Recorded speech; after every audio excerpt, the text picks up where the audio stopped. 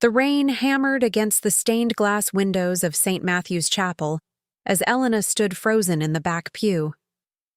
Her Aunt Margaret had just leaned over and whispered those chilling words that would change everything. "The Victorian house on Nania in Maple Street is mine now, dear. Daddy always promised it to me." But what Margaret didn't know was that Elena had discovered something hidden in her grandfather's old desk drawer just 3 days ago, something that would turn this funeral into the most shocking family revelation of their lives. I'd love to know which corner of the globe you're watching from. And if this story speaks to you, make sure to subscribe. Tomorrow's video is one you absolutely can't miss.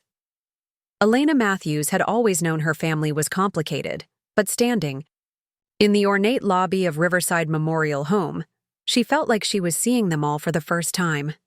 The mahogany walls seemed to close in around the gathering of relatives, their hushed conversations mixing with the soft classical music that played from hidden speakers. Her grandfather, William Patterson, lay in the casket at the front of the room, looking peaceful in his navy suit, the same one he'd worn to every important family event for the past 20 years. Elena remembered him adjusting that tie just last Christmas, telling stories about his days as a construction foreman in downtown Portland. "Elena, sweetheart," came a voice from behind her. She turned to see her cousin Danny approaching, his usually cheerful face drawn with genuine grief. "I still can't believe Grandpa's gone. Feels like just yesterday he was teaching us how to fix that old lawnmower in his garage." Elena managed a small smile. "He always said if we could master a carburetor, we could master anything." The memory stung, but it felt good to share it with someone who understood. The room buzzed with relatives she hadn't seen in years. Her uncle, Robert, stood near the guest book, shaking hands with visitors in his crisp black suit, playing the part of the grieving son perfectly. His wife Carol hovered nearby, dabbing at her eyes with a lace handkerchief, though Elena noticed the tears seemed more for show than genuine emotion. But it was Aunt Margaret who dominated the space. Dressed in an expensive black dress that probably cost more than Elena's monthly rent, Margaret moved through the crowd like she was holding court. Her silver hair was perfectly styled, her makeup flawless despite the supposed grief. She had positioned herself near the flowers, accepting condolences as if she were the primary mourner. Elena watched as Margaret placed a possessive hand on the shoulder of Mrs. Henderson, their elderly neighbor. "William always said the house would come." "To me?" Margaret was saying, her voice carrying just far enough for others to hear. "As the eldest daughter, it's only right. I've already spoken to a realtor about updating that old kitchen." The words hit Elena like a physical blow. She gripped Danny's arm. "Did you hear what she just said?" Danny frowned. "About the house? Yeah, but I thought Grandpa never really decided what he wanted to do with it. He always seemed torn between keeping it in the family or selling it." Elena's heart raced. 3 days ago, while helping to clean out her grandfather's study, she had been moving his heavy oak desk when she noticed one of the drawers seemed shorter than it should be. After some investigation, she'd discovered a false bottom. Hidden inside was a manila envelope containing documents that made her stomach drop. A will, dated just 6 months ago. And it wasn't what anyone expected. The current will, the one everyone knew about, had been written 8 years earlier, when Elena was still in college. It left the house to Margaret, divided the savings among all the grandchildren, and gave William's tools and workshop to Robert. It was straightforward, if not particularly surprising, given Margaret's status as the eldest child and her constant reminders about family hierarchy. But this hidden will tell a different story entirely. Elena excused herself and slipped into the restroom, her hands shaking as she pulled out her phone. She scrolled through the photos she'd taken of the documents. The lawyer's letterhead was clear. Morrison, Blake and Associates. The signature was definitely her grandfather's. She'd seen it on countless birthday cards over the years. According to this will, the house on Maple Street wasn't going to Margaret at all. It was going to Elena, along with a letter explaining his reasoning. The savings were to be split differently too, with the largest portion going to Danny's younger sister Sarah for her medical school expenses. Robert would still get the tools, but the antique car collection that everyone assumed would be sold was designated for the local automotive museum, along with a substantial monetary donation. But perhaps most shocking of all was a clause about Margaret. William had specifically written that if Margaret made any public claims about inheriting the house before the will was properly read, she would forfeit her inheritance entirely, and her portion would go to the city's homeless shelter. Elena stared at her reflection in the restroom mirror. Her grandfather had always been shrewd, but this level of planning seemed almost prophetic. Had he known Margaret would do exactly what she was doing right now? When she returned to the main room, the situation had escalated. Margaret was now holding court near the casket itself, describing her plans for the property to anyone who would listen. "I'm thinking of converting the upper floor into rental units," she was saying to Elena's cousin Jennifer. "The property values in that neighborhood have really shot up. William always said I had the best head for business in the family." Elena's jaw clenched. Margaret had barely visited their grandfather in his final years, always too busy with her real estate ventures or her book club or her various social commitments. Elena, on the other hand, had driven the 40 minutes to his house every other weekend, helping with grocery shopping, yard work, and just keeping him company. The funeral service itself passed in a blur. The pastor spoke about William's dedication to his family and his 40-year career building homes throughout the Pacific Northwest. Relatives shared memories of his legendary barbecues and his patient teaching style, but Elena found herself distracted, watching Margaret's performance of grief while mentally rehearsing what she would say when the truth came out. After the service, as they prepared to leave for the cemetery, Margaret cornered Elena near the coat rack. Her perfume was overwhelming, a cloying floral scent that seemed at odds with the somber occasion.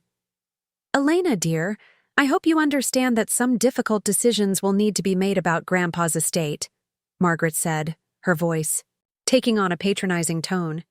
"I know you were close to him, but property matters can be quite complicated. I'll make sure you get something meaningful, of course. Maybe his old fishing tackle or that quilt collection." Elena felt her face flush. "Actually, Margaret, I think you might be surprised by what Grandpa decided." Margaret's smile faltered for just a moment.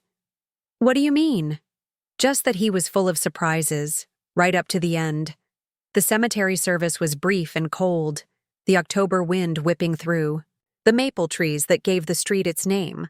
Elena stood beside Danny and Sarah, watching as the casket was lowered into the ground. Her grandfather's final resting place overlooked the valley where he'd built dozens of homes, including the Victorian house that now sat at the center of a family storm.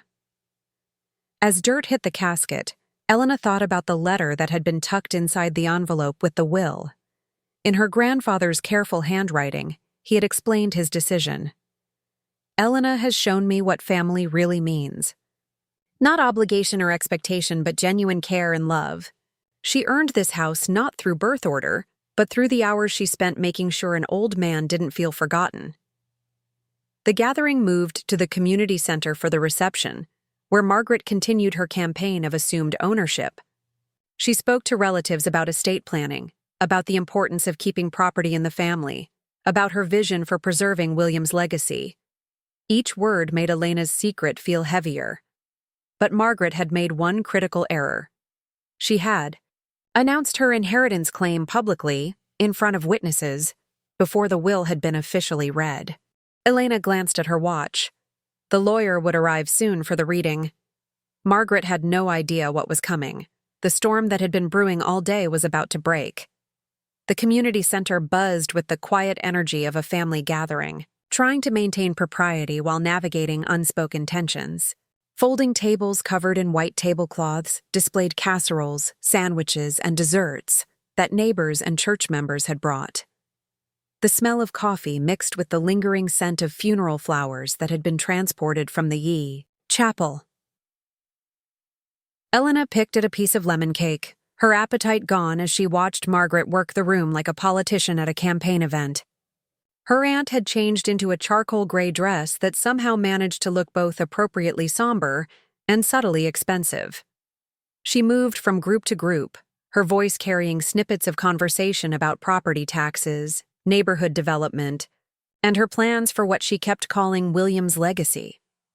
The foundation needs some work, but nothing that can't be handled, Margaret was explaining to Elena's great-aunt Ruth, who nodded politely while clearly trying to finish her coffee.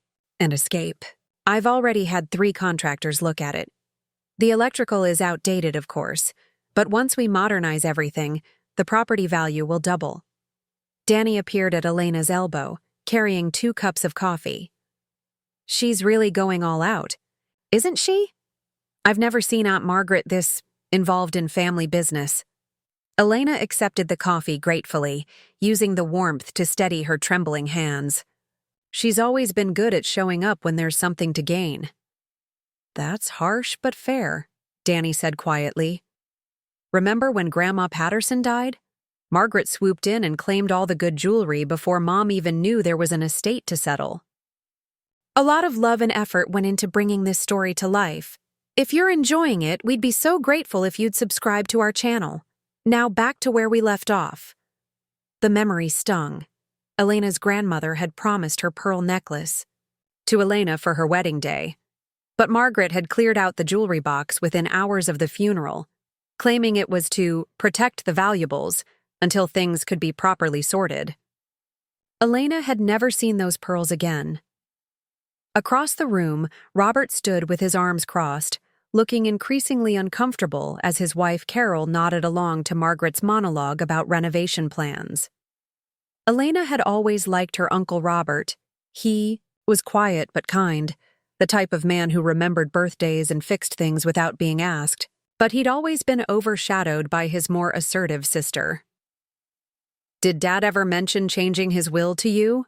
Robert asked Carol, his voice low but still audible to Elena, who had moved closer to the dessert table. "Not recently," Carol replied, glancing nervously at Margaret.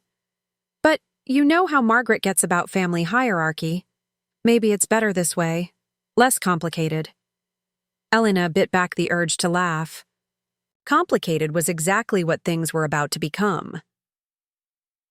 At exactly 3:30, a man in a navy suit entered the community center, carrying a leather briefcase and looking around the room with the measured gaze of someone accustomed to delivering life-changing news. Harold Morrison had been William Patterson's lawyer for over 20 years, handling everything from property purchases to business contracts during William's construction days. Margaret immediately zeroed in on him, extending her hand with a practiced smile. "Mr. Morrison, thank you so much for coming during this difficult time. I know Daddy valued your counsel immensely." Morrison shook her hand politely, but didn't return the warmth of her greeting. "Mrs. Caldwell, my condolences on your loss. William was a good man and a valued client." "I'm sure this will be fairly straightforward," Margaret continued, her voice taking on that tone she used when she wanted to control a situation. "Daddy and I discussed his wishes many times over the years. The house, of course, and I assume the standard distribution of other assets among the family." Morrison's expression remained neutral. "I think it would be best if we gathered everyone together for the reading. Are all the immediate family members present?" Elena stepped forward, her heart hammering against her ribs. "I'm Elena, his granddaughter. Danny and Sarah are here too." She gestured toward her cousins, who had been standing near the coffee station. "Excellent. And Mr. Patterson?" Morrison looked toward Robert. "Here," Robert said, moving closer with Carol beside him. Morrison surveyed the room, which had grown quiet as other relatives and friends sensed the shift in atmosphere. "I suggest we use the smaller conference room for privacy. Family members only, please." Margaret's smile tightened almost imperceptibly. "Of course, though I'm sure there won't be any surprises. Daddy was always very clear about his intentions." The conference room was cramped with its oval table and fluorescent lighting, a stark contrast to the warm community room they'd just left. Elena found herself sitting directly across from Margaret, with Morrison at the head of the table. No. And Sarah flanked her on one side, while Robert and Carol took seats near Margaret. Morrison opened his briefcase and withdrew 2 manila envelopes. Elena's breath caught. She could see that one was significantly thicker than the other. "Before we begin," Morrison said, his voice taking on the formal tone of legal proceedings, "I want to acknowledge that this has been a difficult day for all of you." William spoke often about his family, and it was clear that he gave considerable thought to these decisions. He picked up the thinner envelope first. "This is William Patterson's will, dated March 15th, 8 years ago. It's the will that most of you are familiar with, as William discussed its contents with several family members over the years." Margaret nodded approvingly. "Yes, that's the one we've always known about." Morrison set that envelope aside and picked up the thicker one. "However, 6 months ago, William came to my office to draft a new will. This supersedes the previous document entirely." The temperature in the room seemed to drop 10 degrees. Margaret's face went pale beneath her carefully applied makeup. "A new will?" Robert asked, his voice barely above a whisper. "Yes." William was very specific about his reasons for the changes, and he left detailed explanations for his decisions. Morrison broke the seal on the envelope and withdrew several pages of legal documents, along with what appeared to be personal letters. "Before I begin reading the legal document, I want to share something William specifically requested," I say. He wrote, and I quote, "I have spent the last months of my life observing my family carefully. I have seen who shows up not because they have to, but because they want to. I have seen who visits to check on an old man, and who visits to check on an old man's assets." Margaret's hand flew to her throat. "I don't understand what he means by that." "Furthermore," Morrison continued, "William included a specific clause regarding public claims made about the estate before the will was properly read and witnessed. He was quite insistent about this provision." Elena felt dizzy. The moment she had been dreading and anticipating was finally here. Morrison adjusted his reading glasses and began. "I, William Henry Patterson, being of sound mind and body, do hereby revoke all previous wills and declare this to be my last will and testament." The formal legal language filled the small room, but Elena could barely process it over the sound of her own heartbeat. She watched Margaret's face cycle through confusion, disbelief, and growing alarm as Morrison read through the preliminary clauses. "To my son, Robert Patterson, I leave my complete collection of woodworking tools, my workshop, and the sum of $50,000, along with my gratitude for being a steady and reliable presence in my life." Robert's eyes filled with tears. "Dad, to my granddaughter, Sarah Matthews, I leave $100,000 for her medical education, with the pride of knowing she will help others as she has always helped her family." Sarah gasped, pressing her hand to her mouth. "To my grandson, Daniel Matthews, I leave my 1967 Mustang and the sum of $25,000, with memories of all the Saturdays we spent under the hood of that car." Danny stared at Morrison in shock. Margaret leaned forward in her chair. "What about the house? What about my inheritance?" Morrison looked at her steadily. "I'm getting to that, Mrs. Caldwell." The tension in the room was suffocating.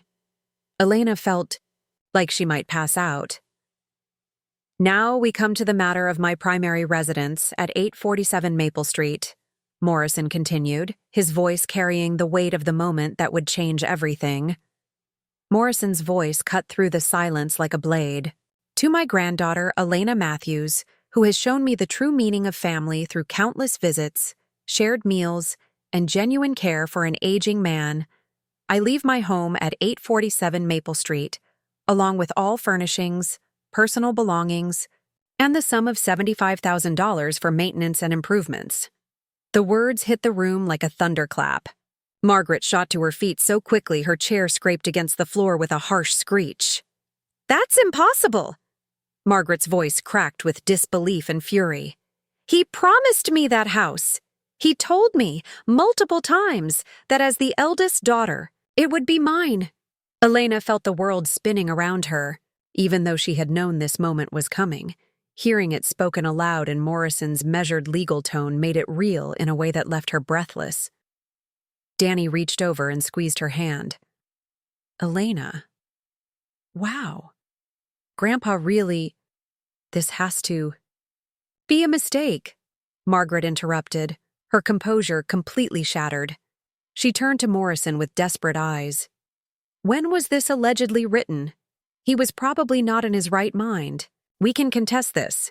We have to contest this. Morrison remained unflappable. Mrs. Caldwell, the will was executed 6 months ago in my office, with 2 independent witnesses present. I can assure you that William was completely lucid and explicit about his wishes. In fact, he anticipated there might be resistance to his decisions. He reached into the envelope and withdrew a sealed letter marked with Elena's name in her grandfather's familiar handwriting. Elena, your grandfather asked me to read this aloud, as he felt it would help explain his reasoning to the entire family. Elena nodded, not trusting herself to speak. Morrison opened the letter and began reading in William's voice, as captured in his own words. My dear Elena, if you are hearing this, then I am gone, and you are probably sitting in a room full of surprised and possibly angry relatives. I want you to know that this decision was not made lightly or in haste. Margaret paced behind her chair like a caged animal. This is ridiculous. I'm calling my attorney. Please let me finish, Morrison said firmly. Over the past 5 years, I have watched my family carefully. I have seen who visits because they love me, and who visits because they want something from me. Elena, you came to see me every other weekend, not because you felt obligated, but because you cared whether an old man was lonely. You helped me with groceries when my arthritis made carrying bags difficult. You listened to my stories about your grandmother, even when I repeated them for the 100th time. Robert wiped his eyes with his sleeve. Carol reached over and took his hand. Morrison continued reading. You never once asked me about my will, my property, or what I might leave behind. Instead, you asked about my day, my health, and my memories. When I fell in the garden last spring, you didn't just help me up. You spent the entire afternoon replanting the tomatoes that got damaged, and you came back the next weekend to check on them. Elena felt tears streaming down her face. She remembered that day perfectly. Her grandfather had been embarrassed about falling, worried he was becoming a burden. She had stayed late, making sure he felt steady on his feet again. Margaret, the letter continued, and Margaret stopped pacing to listen. I love you as my daughter, but love and inheritance are not the same thing. In the past 5 years, you have visited me exactly 11 times, and 10 of those visits included conversations about this house, its value, its potential, what I plan to do with it. You have treated me like a vessel for your future financial security, rather than as your father who might enjoy your company. Margaret's face had gone from pale to flushed red. That's not fair. I have a business to run, responsibilities. There's more, Morrison said quietly. William also included a specific provision regarding public statements made about the inheritance before the will was read. Elena's stomach dropped. The penalty clause. Morrison turned to a different page. Should any family member make public claims about their expected inheritance from my estate before this will has been properly read and witnessed, they forfeit their designated bequest entirely.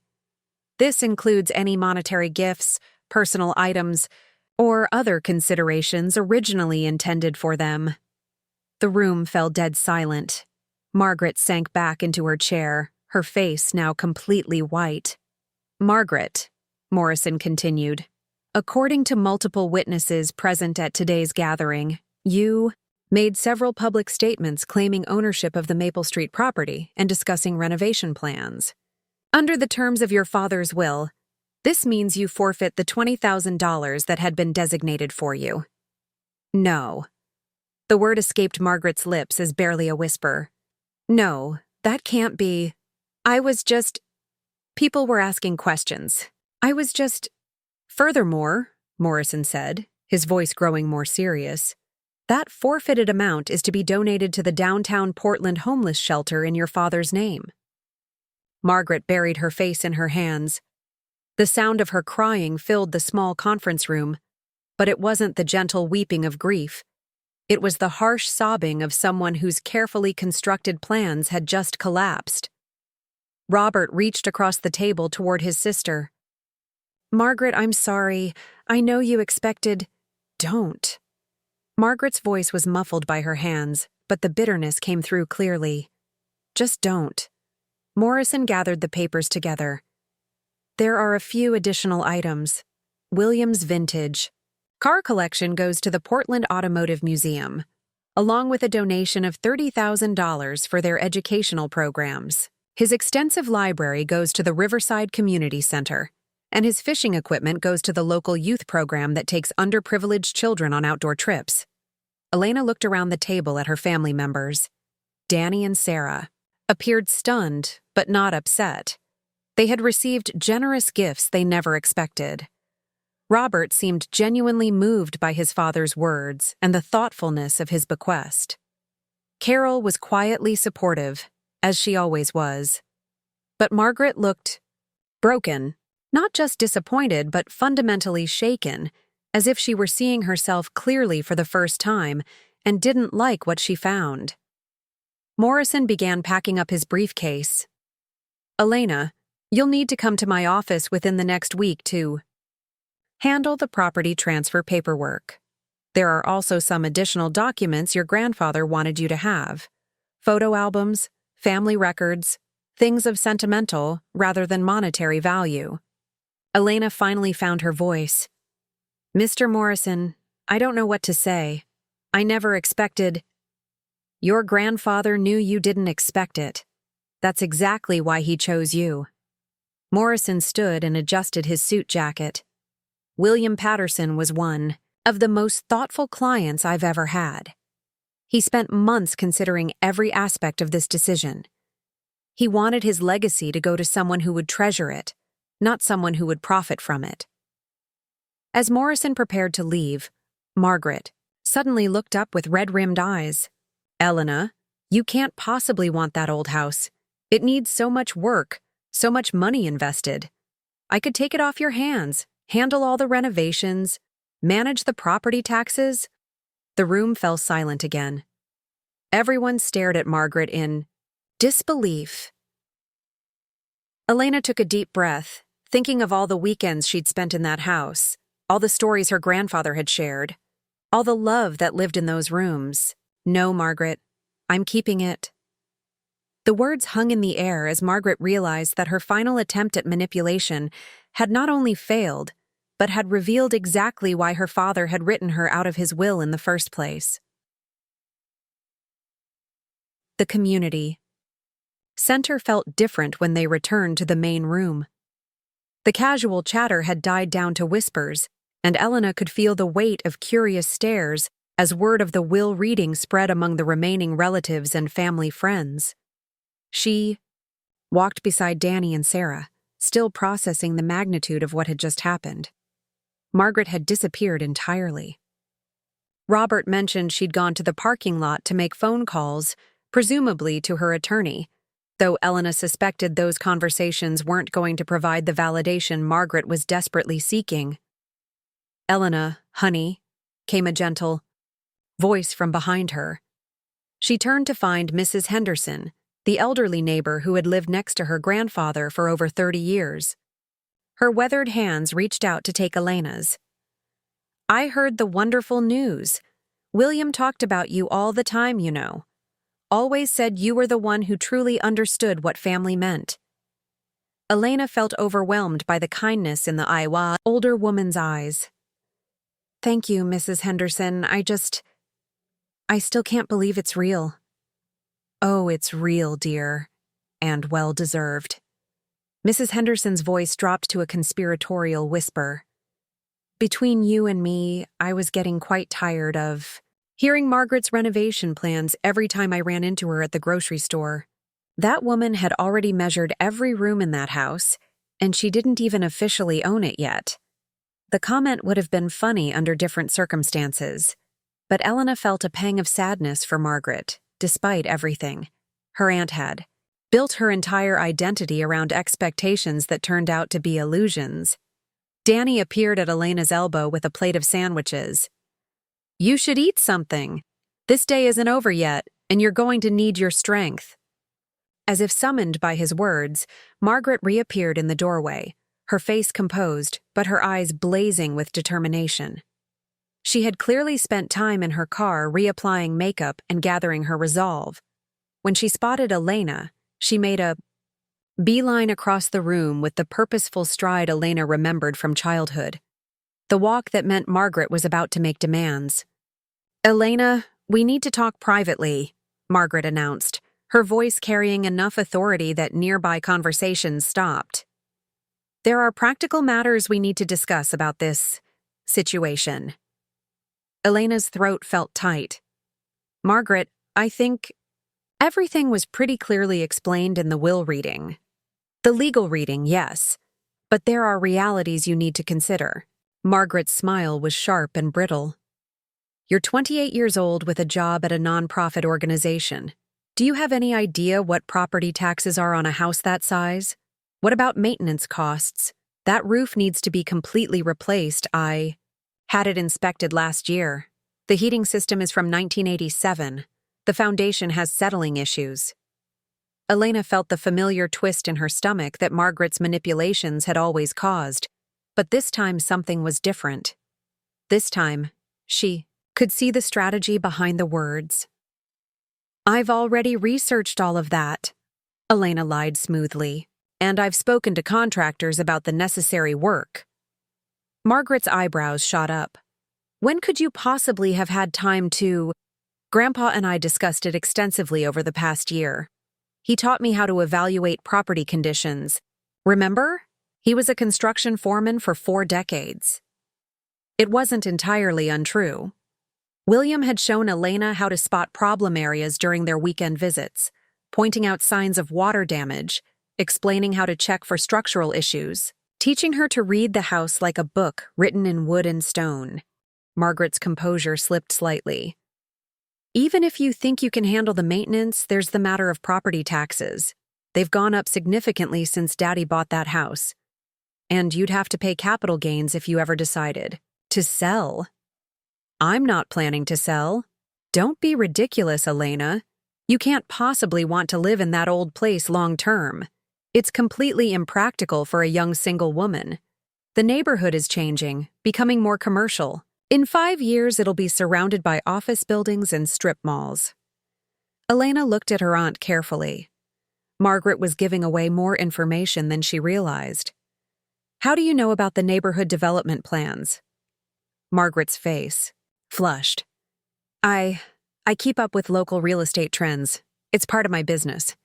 "Or you've been tracking the property value of Grandpa's house for years, waiting for him to die so you could cash in on the development boom." The accusation hung in the air like smoke. Margaret's mouth opened and closed soundlessly, her carefully constructed argument crumbling. Robert approached the group, looking uncomfortable but determined. "Margaret, I think you should probably head home. Today's been hard on everyone." "Don't you start, Robert," Margaret snapped, her facade finally cracking completely. "You got exactly what you expected, some old tools and pocket change, but I've been counting on this inheritance for years. I've made financial decisions based on Daddy's promises." "What kind of financial decisions?" Elena asked, though she wasn't sure she wanted to know the answer. Margaret's laugh was bitter and hollow. "I took out a second mortgage on my condo 18 months ago. The real estate market was perfect for a flip investment, but I needed capital. I was going to use Daddy's house as collateral for a renovation loan, then sell it for 3 times. What he paid?" The admission stunned everyone within earshot. Margaret hadn't just expected to inherit the house. She had already spent money she didn't have, banking on her father's death to solve her financial problems. "Margaret," Robert said quietly, "that was incredibly risky. What if Dad had decided to sell the house himself?" What if he'd lived another 10 years? He was 87 years old with heart problems. Margaret's voice rose high enough that people across the room turned to stare. It was a reasonable investment strategy based on probable timelines. Elena felt sick. Her aunt had been calculating her grandfather's death like a stock market projection. Carol, who had been silent throughout the confrontation, finally spoke up. Margaret, I think you need to hear yourself right now. You're talking about your father's death like it was a business opportunity. Margaret turned on her sister-in-law with venom in her eyes. Don't you dare judge me, Carol. You've never had to build a business from scratch. Never had to take real financial risks. You've lived off Robert's steady paycheck your entire marriage while I've fought for everything I have. Fighting for something and gambling on your father's death are two different things, Danny interjected, his voice hard with disgust. Elena realized that this breakdown was exactly what her grandfather had anticipated. William Patterson had known his eldest daughter well enough to predict not just her reaction to the will, but the deeper motivations that drove her behavior. The penalty clause wasn't just about public statements. It was about revealing character under pressure. Margaret looked around the circle of family members, searching for an ally and finding none. Her carefully maintained image as the successful, sophisticated daughter had crumbled completely, revealing the desperate gambler underneath. Fine, Margaret said, her voice dropping to a dangerous whisper. If that's how this family wants to treat me after everything I've sacrificed, everything I've contributed over the years, then I'm done. Elena, enjoy your inheritance. I hope it brings you exactly what you deserve. The words were clearly meant as a curse, but Elena felt them settle over her like a blessing. Margaret gathered her purse and walked toward the exit with as much dignity as she could muster, her high heels clicking against the linoleum floor. At the doorway, she turned back one last time. When you realize you've made a mistake, Elena, don't come crying to me for help. And then she was gone, leaving behind a wake of stunned silence and the lingering scent of her expensive perfume. Elena sank into a nearby chair, emotionally exhausted. The family gathering continued around her, but quieter now, more subdued. The drama had drained the energy from what should have been a celebration of William Patterson's life. But as Elena sat there, surrounded by the relatives who had shown genuine grief and love for her grandfather, she began to understand the full scope of his final gift. It wasn't just a house.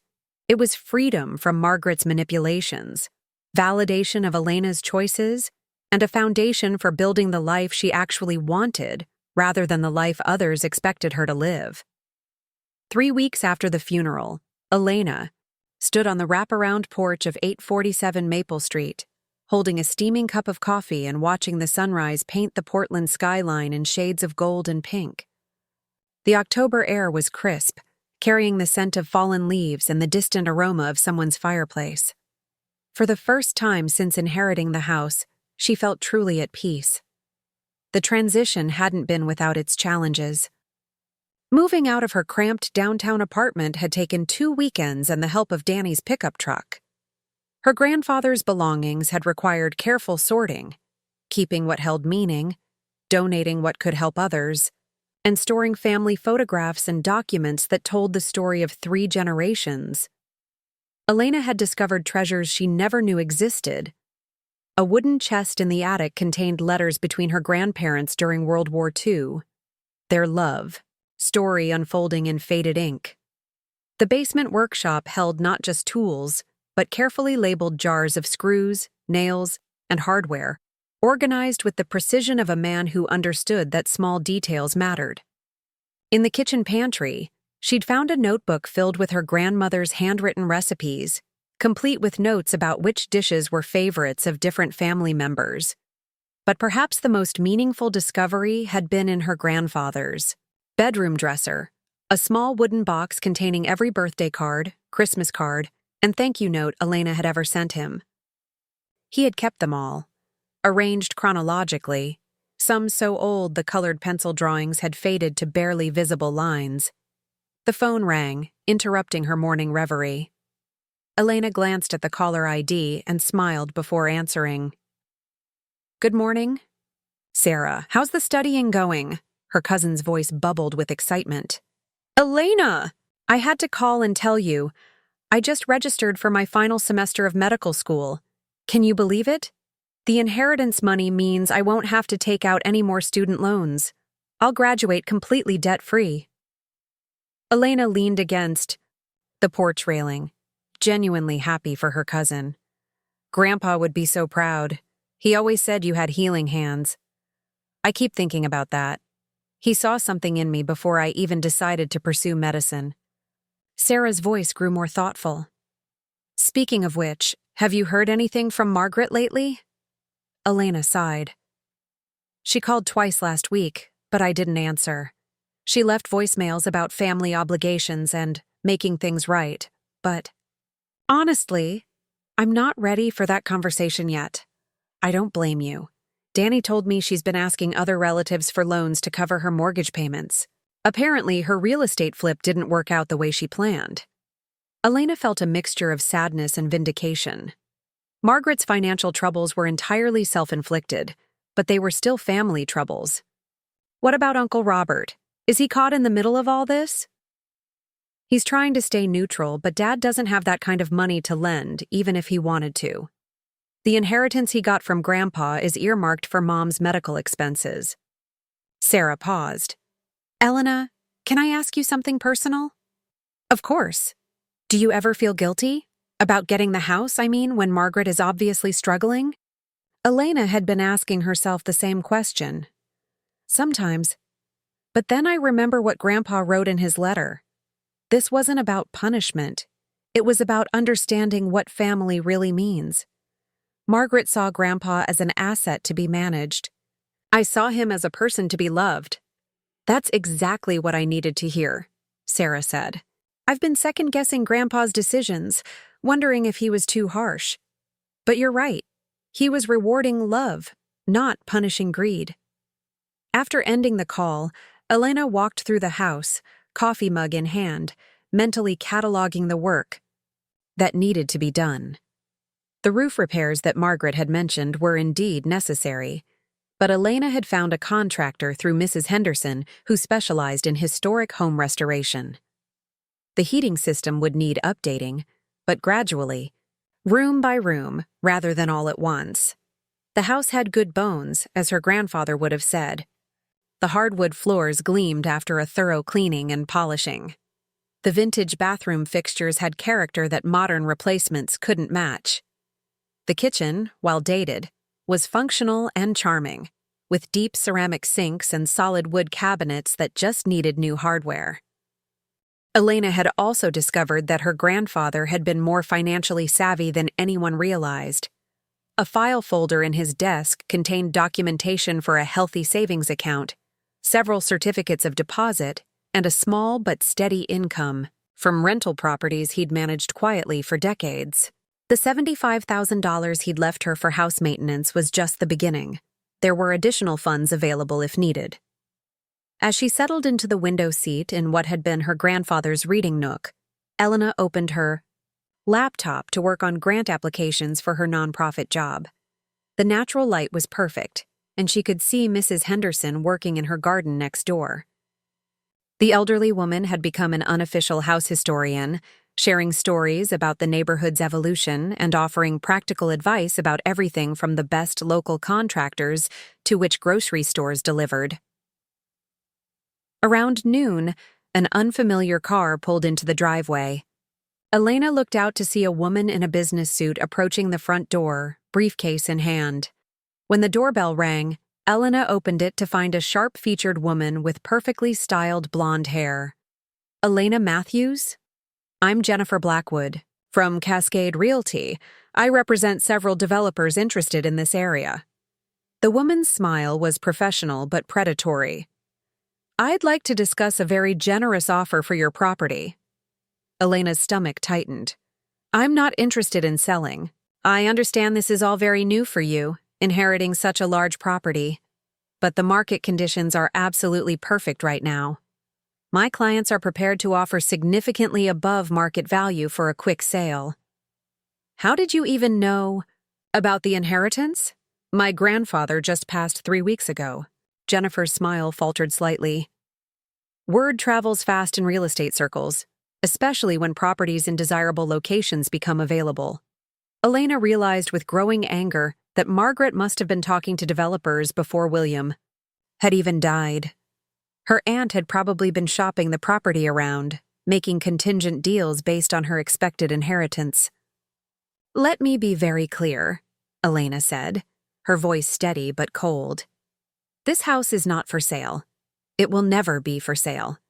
And if you or your clients continue to contact me about purchasing it, I'll file harassment complaints.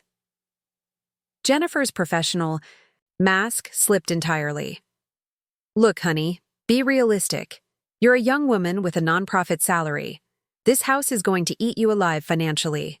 Take the money and buy something more appropriate for your lifestyle. My lifestyle includes living in the home my grandfather left me because he trusted me to preserve it. Elena stepped back and began closing the door. Have a good day, Ms. Blackwood. Wait. Jennifer stuck her foot in the door. At least hear the offer. It's $750,000 cash, quick closing. You could buy a nice condo and still have $500,000 left over. Elena stared at the woman in shock. The house was worth far more than she'd realized, which explained Margaret's desperation and the developer's aggressive interest. It also confirmed her grandfather's wisdom in leaving it to someone who wouldn't be tempted by the money. The answer is still no. Please remove your foot from my door. Jennifer finally stepped back, but her expression had turned calculating. You should know that this neighborhood is going to change whether you cooperate or not. The city council has already approved zoning variances for commercial development. Your little house is going to be surrounded by office buildings and parking structures. The property taxes alone will force you out eventually. Elena felt a chill that had nothing to do with the October weather. Is that a threat? It's reality. Sentimental attachment doesn't pay the bills. After Jennifer left, Elena called Morrison's office immediately. The lawyer was in court, but his assistant promised he would call back before the end of the day. Elena spent the afternoon researching property development laws and city council meeting minutes, trying to understand exactly what pressures her house might be facing. When Morrison called back that evening, his voice was grim after Elena described the encounter. Your grandfather actually anticipated this, Morrison said. He included provisions in his will specifically to protect the property from development pressure. There's a conservation easement that prevents the house from being demolished, and he established a trust fund for property taxes and maintenance that should cover expenses for decades. Elena felt a wave of relief and admiration for her grandfather's foresight. He really thought of everything, didn't he? William spent 2 years planning this transition. He knew exactly what forces would try to pressure you into selling, and he made sure you'd have the resources to resist them. As Elena hung up the phone, she realized her grandfather's final gift wasn't just a house. It was the freedom to make choices based on love rather than fear, surrounded by the tools and support needed to honor family legacy over financial opportunity. The first snow of the season was falling outside when Elena heard the aggressive pounding on her front door. It was barely 7 in the morning on a Saturday, and the urgent rhythm immediately put her on edge. She pulled on a robe and peered through the peephole to see Margaret standing on the porch, her hair disheveled and her makeup smeared. Elena hesitated, her hand on the deadbolt. She hadn't spoken to her aunt since the funeral reception 6 weeks ago, though Margaret's increasingly frantic voicemails had grown harder to ignore. Against her better judgment, Elena opened the door. Margaret looked terrible. Her usually immaculate appearance was replaced by wrinkled clothes that looked like she'd slept in them. Dark circles shadowed her eyes, and her hands shook as she clutched a manila folder. Elena, thank God you're home. We need to talk. It's an emergency. Margaret, it's 7 in the morning. What's going on? Can I come in? Please? I drove all night to get here. Elena stepped aside reluctantly, noting that Margaret's car was indeed covered with road salt and highway grime. Her aunt stumbled into the living room and collapsed onto the sofa without being invited. "I'm losing everything," Margaret said without preamble. "The bank is foreclosing on my condo. My business is failing. I've got creditors calling every hour." She opened the manila folder with trembling hands. "But I found something that changes everything." Elena remained standing, arms crossed. "What are you talking about?" "I hired a private investigator to look into Daddy's finances. I thought maybe there were assets we didn't know about, accounts that weren't included in the will." Margaret pulled out a stack of documents. "And I was right. Look at this." She thrust a bank statement at Elena. The letterhead was from First National, and the account showed a balance of over $200,000. This account wasn't mentioned in the will reading, Margaret continued, her voice gaining strength as she built her case. "It's been active for the past 5 years, with regular deposits. Morrison either missed it or deliberately hid it." Elena studied the document carefully. The account holder was listed as W.H. Patterson Trust, and the deposits appeared to come from rental properties. But something felt wrong about the whole situation. "Margaret, where exactly did you get this?" "My investigator has contacts at the bank. The point is, this proves there are hidden assets in Daddy's estate. We need to petition the court to reopen the will. Split this money fairly among all the children." Elena set the bank statement down on the coffee table. "Even if this account exists, why are you assuming it wasn't properly handled? Morrison has been Grandpa's lawyer for 20 years. Margaret's laugh was bitter. "Because Morrison is clearly biased in your favor. Think about it, Elena. You get the house worth $750,000, plus $75,000 for maintenance, while I get nothing? That's not the will of a rational man. It's the will of a man who paid attention to his family's behavior. I loved Daddy." Margaret's voice rose to near hysteria. "I may not have visited as often as you, but I had responsibilities, obligations. You had a second mortgage based on his death." Margaret flinched as if Elena had slapped her. "That was a business decision, a calculated risk.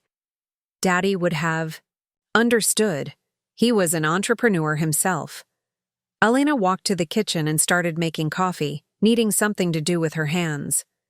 The familiar ritual helped her think clearly. "What exactly are you asking me to do, Margaret? Help me? Contest the will. We go to court together, present this evidence of hidden assets, and demand a fair redistribution. You keep the house if you want it so badly, but the liquid assets get divided properly." Elena poured water into the coffee maker, considering her aunt's desperate proposal. "And what happens if I refuse?" Margaret's voice dropped to a whisper. "Then I lose everything. My home, my business, my entire life. Is that really what you want for your family?" The emotional manipulation was so transparent that Elena almost felt embarrassed for her aunt. "Margaret, your financial problems started long before Grandpa died. You made risky investments with money you didn't have, banking on an inheritance. You were never guaranteed. But I was guaranteed. He told me repeatedly that the house would be mine. I have witnesses." "You have people who heard an old man making conversation, not legal promises." Elena turned to face her aunt directly. "And even if he did say that 8 years ago, people change their minds, especially when they watch their children's behavior. Over time." Margaret stood up abruptly, pacing to the window that overlooked the backyard. "This house is wasted on you. You don't understand what it represents, what it could become. I had plans, vision. You had dollar signs. And what's wrong with that?" Margaret spun around, her composure finally cracking completely. "I'm practical about money because I've had to be. I didn't marry a man with a steady job like Carol did. I didn't get a trust fund like some of our cousins. I built everything, myself. And sometimes that means making hard choices." Elena studied her aunt's face, seeing clearly for the first time how Margaret viewed the world. Everything was transactional, measured in terms of financial gain or loss. Even family relationships were investments with expected returns. Margaret, when was the last time you visited Grandpa just to spend time with him? Not to check on the house, not to discuss his plans, just to enjoy his company?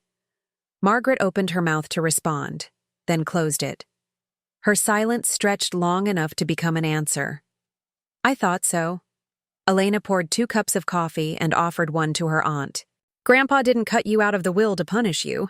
He gave his estate to people who loved him for who he was, not what he had. Margaret accepted the coffee but didn't drink it. That's a beautiful sentiment, Elena, but sentiment doesn't pay mortgages or save businesses. I need practical help, not philosophy. Then get a job. Sell your car if you need to. Downsize your lifestyle. Do what millions of people do when they face financial difficulties. I can't. Margaret's voice was barely audible. I've borrowed against everything, maxed out credit cards to keep the business afloat, taking advances from clients for projects I can't complete. If I don't find a significant amount of money soon, I won't just lose my home, I'll face criminal charges for fraud. Elena felt her stomach drop. Criminal charges? Margaret collapsed back onto the sofa, the manila folder spilling papers across the floor. I took deposits for 3 major renovation projects, promising completion dates I couldn't meet. When the first project fell behind, I used money from the second client to cover expenses. Then I did the same with the third client's money. I kept thinking I could catch up, that Daddy's inheritance would cover everything, but Grandpa lived longer than you expected, and the house didn't become yours. Margaret nodded miserably. The clients are threatening to sue. One has already contacted the state licensing board. I could lose everything and end up in prison. Elena sat down across from her aunt, genuinely shocked by the depth of her financial desperation. Margaret, this is serious. You need a lawyer, not a contested will. I've already consulted 3 attorneys. They all say the same thing. I need to find a way to repay the money quickly or face the consequences. Margaret looked up with desperate eyes. Elena, you're the only family member with access to significant assets. I'm not asking for charity. I'll sign a promissory note, pay interest, whatever you want. Elena stared at her aunt, finally understanding the true magnitude of William Patterson's wisdom. Her grandfather hadn't just been protecting his house from Margaret's greed.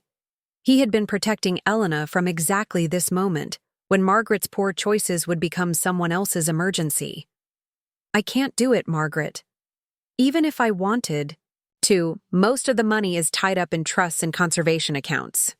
I don't have access to the kind of cash you're talking about. Margaret's face crumpled. Then I'm finished, completely finished. Elena felt a complex mixture of pity and frustration. Her aunt was facing the consequences of years of poor decisions, but she was still family. The question was whether helping Margaret now would enable more destructive behavior or provide a genuine chance for redemption. Elena walked to her grandfather's old roll-top desk and pulled out a leather-bound journal she had discovered among his papers. She opened it to a page marked with a pressed flower, one of the daisies from his garden that she had helped him plant the previous spring. Margaret, before you say anything else, I want you to hear something. Elena cleared her throat and began reading from her grandfather's careful handwriting. November 15th. Margaret called today asking about my estate planning timeline. She said she needed to know for her own financial planning. I told her I was in good health and intended to live many more years. She seemed frustrated by this. Answer? Margaret's face went pale. He kept a journal about us? Elena flipped to another marked page. December 3rd. Elena brought homemade soup when she heard I was feeling under the weather. She stayed to make sure I was eating properly and helped me organize my medications. We spent the afternoon looking through photo albums, and she asked me to tell her stories about her grandmother that she hadn't heard before. She turned to another entry. January 18th. Margaret visited with a real estate agent friend who happened to be in the neighborhood. They walked through every room, with the agent making comments about square footage and renovation potential.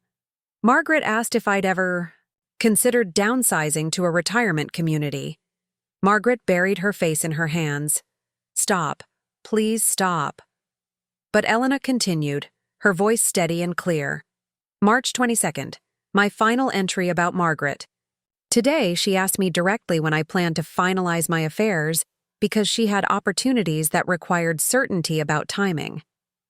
I realized then that my eldest daughter sees me not as her father, but as an obstacle to her financial goals. Elena. Close the journal and set it on the coffee table beside the scattered bank statements. He knew, Margaret.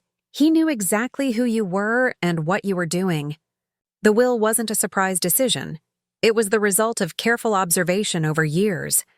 Margaret looked up with tear-streaked cheeks. But I did love him. Despite everything, I did love him. I believe you. But love isn't just a feeling, Margaret. It's actions, it's a choice. It's showing up when someone needs you, not just when you need something from them. Elena walked to the window and looked out at Mrs. Henderson's house, where the elderly woman was hanging Christmas lights despite the cold weather. Do you want to know what I found in Grandpa's desk, besides the will and the journal? Margaret shook her head, but Elena continued anyway. A notebook where he tracked every family member's visits, calls, and interactions for the past 3 years. Not to judge us, but to understand us. Danny visited 12 times, usually to help with yard work or fix something. Sarah called every Sunday and visited during school breaks. Robert came by monthly to check on maintenance issues and brought Carol for holiday dinners. Elena turned back to face her aunt. You visited 6 times in 3 years, Margaret. 6 times. And according to his notes, 4 of those visits included discussions about the house's value or his estate plans. Margaret was crying openly now, but Elena felt no satisfaction in her aunt's pain. If anything, she felt sorry for a woman who had constructed her entire identity around financial success, only to discover that true wealth couldn't be measured in dollars. The bank account you found, Elena said softly.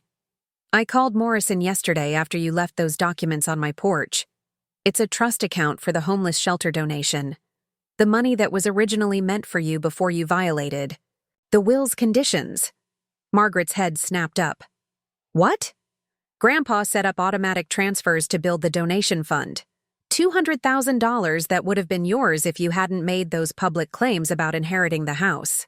Elena sat down across from her aunt again. Even after death, your choices are still determining your consequences. Margaret stared at Elena in stunned silence, the full weight of her grandfather's planning finally hitting her. Elena reached into the desk and withdrew another envelope, this one sealed and addressed to Margaret in William's handwriting. He left this for you. I was supposed to give it to you only if you came here asking for forgiveness rather than demanding money. But I am asking for money, Margaret whispered. Are you? Or are you asking for forgiveness for taking our grandfather's love for granted? Margaret's hands shook as she accepted the envelope. Inside was a single sheet of paper and a bank savings passbook. My dear Margaret, Elena read aloud, as Margaret's tears made it impossible for her to continue. If Elena is reading this to you, it means you have finally understood the difference between wanting and needing, between taking and receiving. The savings account contains $10,000, not enough to solve all your problems, but enough to give you a fresh start if you choose to change your life. Margaret looked at the passbook with wonder and confusion. But how? When? Elena continued reading. I have watched you struggle with money your entire adult life, always reaching for more, never content with what you have. I hoped that losing everything might teach you what I never could, that security comes not from what you own, but from who loves you and whom you love in return. The letter continued with specific instructions. The money was to be used to make Restitution to Margaret's clients, not to prop up her failing business. If she used it honestly and began the hard work of rebuilding her life with integrity, William had arranged for her to interview for a project management position with a construction company run by one of his former colleagues. He gave you a way out, Elena said, setting the letter down. But only if you're willing to take it. Margaret clutched the passbook to her chest. It's not enough to solve everything. I'll still lose the condo and still have to declare bankruptcy. But you won't go to prison. You can make things right with your clients and start over. Elena leaned forward. Margaret, do you know what the hardest part of inheriting this house has been? Not the repairs or the property taxes or the developers calling every week. It's been learning that Grandpa loved us all enough to give us exactly what we needed, even when it wasn't what we wanted. Margaret was quiet for a long time, staring at the savings passbook as if it might disappear. What you needed was a home and financial security. What I needed was to lose everything I thought mattered. He saw your potential underneath all the poor choices. The job he arranged isn't charity, it's an opportunity to use your skills honestly. Margaret stood up slowly, gathering the scattered papers from her failed investigation. I don't know how to do that. How to start over. I've been focused on money and success for so long. I don't remember who I was before. Elena walked to the mantelpiece and picked up a framed photo of the family's last Christmas together. William sat in his favorite chair, surrounded by grandchildren and great-grandchildren, his face glowing with contentment.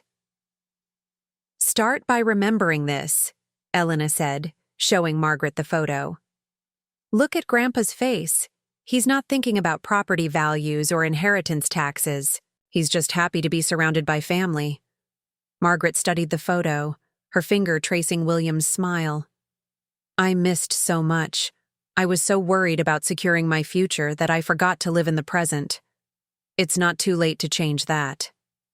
6 months later, Elena was working in her grandfather's garden when she heard a car pull into the driveway.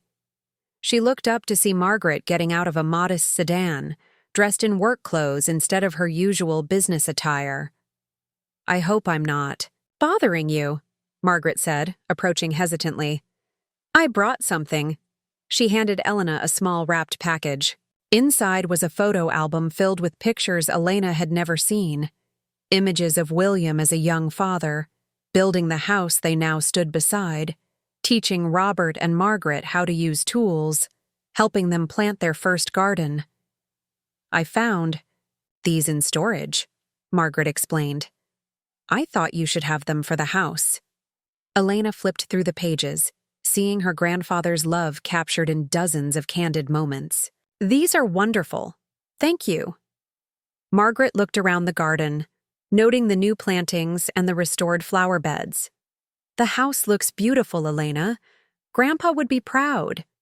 How are things going with the job? Good. Hard but good. I'm managing renovation projects for low-income housing now. It's not glamorous, but it's honest work that actually helps people. Margaret smiled. The first genuine smile Elena had seen from her in years. I think I'm finally learning what Grandpa was trying to teach me. As Margaret prepared to leave, she turned back one more time. Elena, I need you to know, I'm grateful.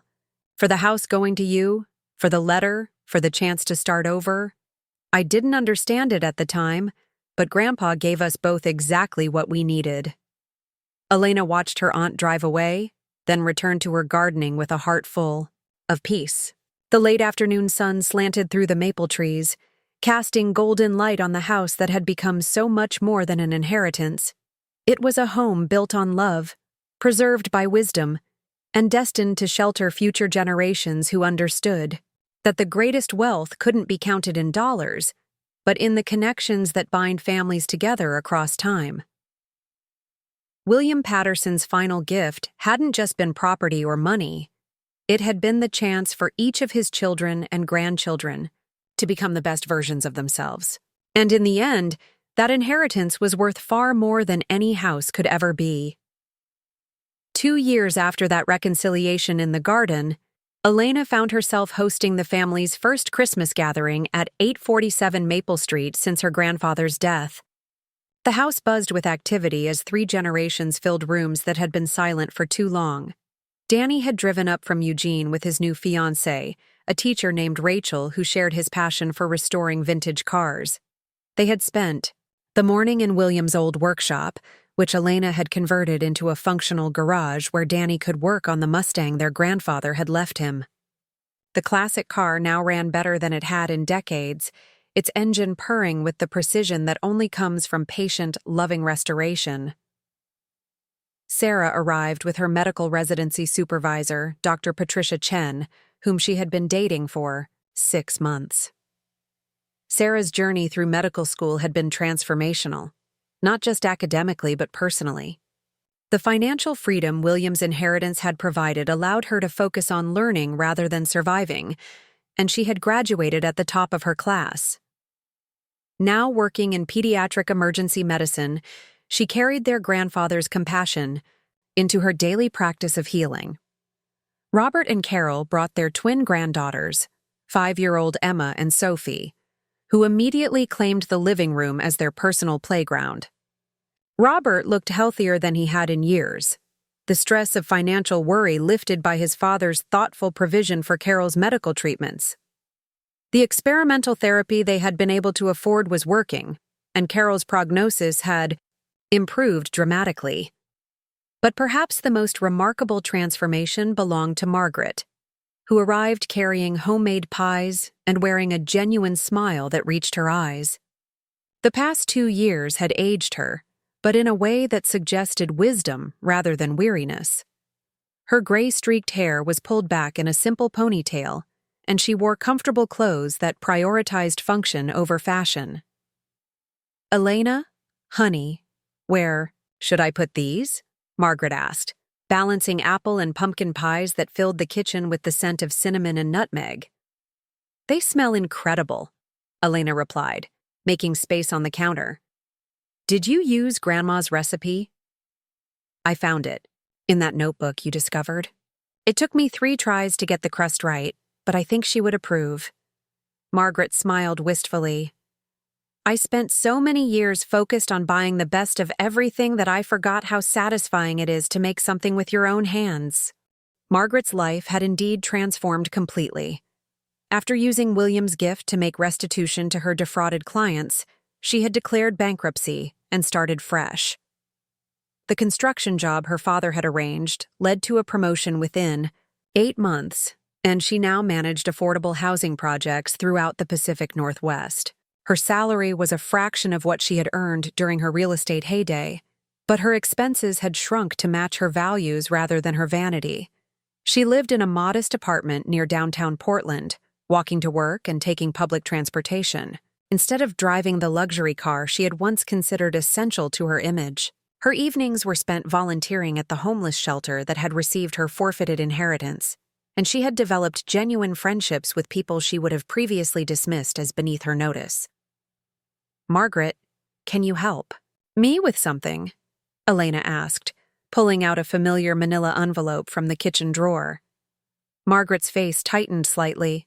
Manila envelopes still triggered memories of desperate schemes and legal documents. "What is it?"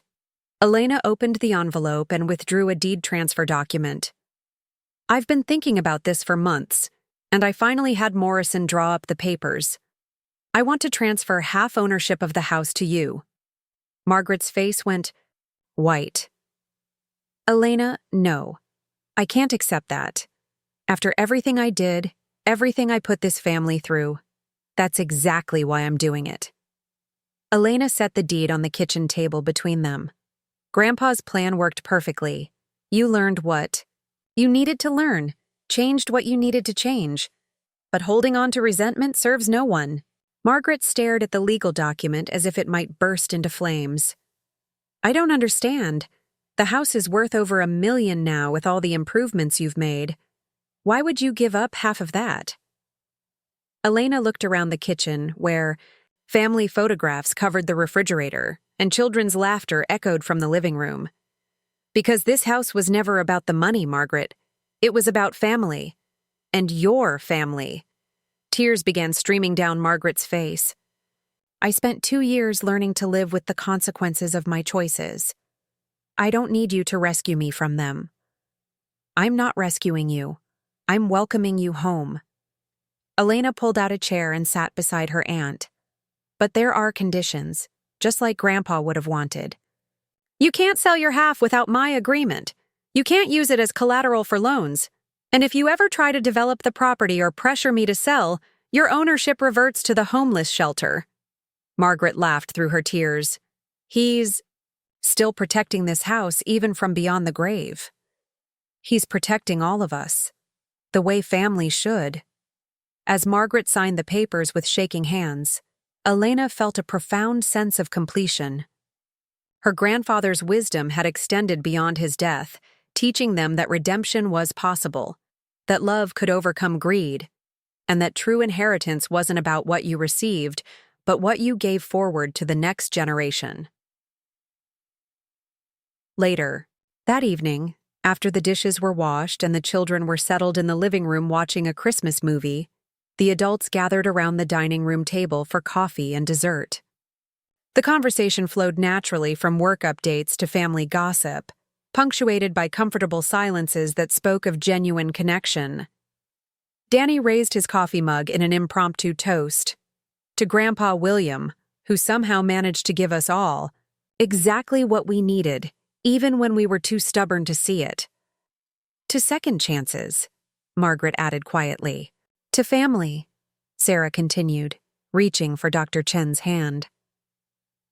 Elena looked around the table at the faces illuminated by candlelight, thinking of her grandfather's journal entries and his careful observations about each of them.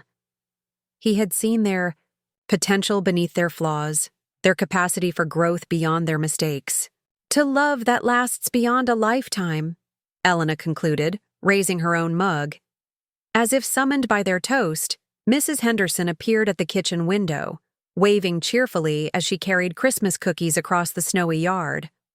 At 86, their neighbor had become an unofficial family member, sharing meals and memories that bridged the gap between past and present. Elena opened the back door to welcome her inside, and Mrs. Henderson bustled in with the energy of someone half her age. I hope I'm not interrupting, the elderly woman said, though her eyes twinkled with the mischief of someone who knew she was always welcome. I wanted to bring these while they were still warm. The sugar cookies were shaped like stars and decorated, with the same care that Mrs. Henderson brought to everything she touched. As she settled into a chair between Robert and Margaret, she shared the latest neighborhood news with the authority of someone who had watched the community evolve for 6 decades. The Hendersons built their house the same year your grandfather built this one, Mrs. Henderson told the younger family members. We were all young couples then, just starting our families, dreaming about the future. William and I used to joke that we'd grow old together, watching each other's grandchildren play in these same yards. She smiled at Elena with deep affection. He would be so proud to see this house filled with family again. The past 2 years, with Elena living here alone, were wonderful. But this, she gestured around the crowded kitchen. This is what he always envisioned. Margaret leaned forward, her voice soft with curiosity. Mrs. Henderson, do you remember what my father was like when I was young, before I became so focused on the wrong things? The elderly woman's eyes grew thoughtful. Oh, Margaret, he was so proud of you. You were his ambitious one, the child who dreamed big and worked hard. He used to brag about your determination, your independence. Margaret's face crumpled slightly. When did that change? When did ambition become greed? Mrs. Henderson reached across the table and patted Margaret's hand with weathered fingers that had comforted countless neighbors over the decades. I don't think it was a single moment, dear. Life has a way of teaching us that more is always better, that security comes from accumulation. Your father understood that. He made the same mistakes when he was younger. Elena looked surprised. Grandpa struggled with money? During the recession in the early 80s, when construction work dried up, William took some questionable jobs to keep food on the table. He cut corners, overcharged clients, did things he wasn't proud of. Mrs. Henderson's voice carried the weight of remembered hardship. But he learned from it. That's why he was so patient with Margaret's struggles. He recognized the fear behind the greed. Margaret wiped her eyes with a napkin, overwhelmed by this new perspective on her father's understanding. He never told me he had made similar mistakes. William believed in letting people find their own way to wisdom. He couldn't save you from making poor choices, but he could make sure those choices led to growth rather than destruction. As the evening wound down and family members began gathering their belongings, Elena stood on the front porch watching cars pull away into the snowy night. The house felt different now, not just lived in, but truly alive with the energy of multiple generations who had found their way back to each other. Margaret was the last to leave, pausing at her car to look back at the house that had been the center of so much family drama and ultimately so much healing. "Elena, I need you to know something," she called out, her breath visible in the cold air.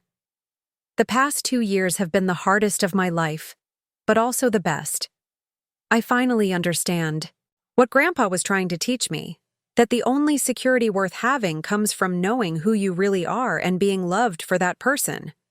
Elena walked down the steps to give her aunt a genuine hug, feeling the last traces of old resentment dissolve in the winter air. "He's still teaching us," Elena replied. "I think he always will be."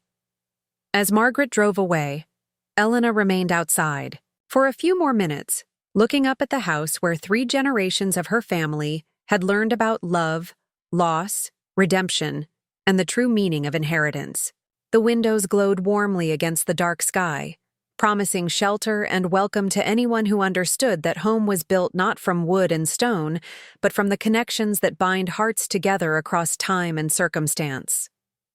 William Patterson's legacy lived on, not in the property values or financial accounts, but in the transformed lives of the people who had learned to see wealth through his eyes, measured not in dollars, but in the irreplaceable currency of genuine human connection.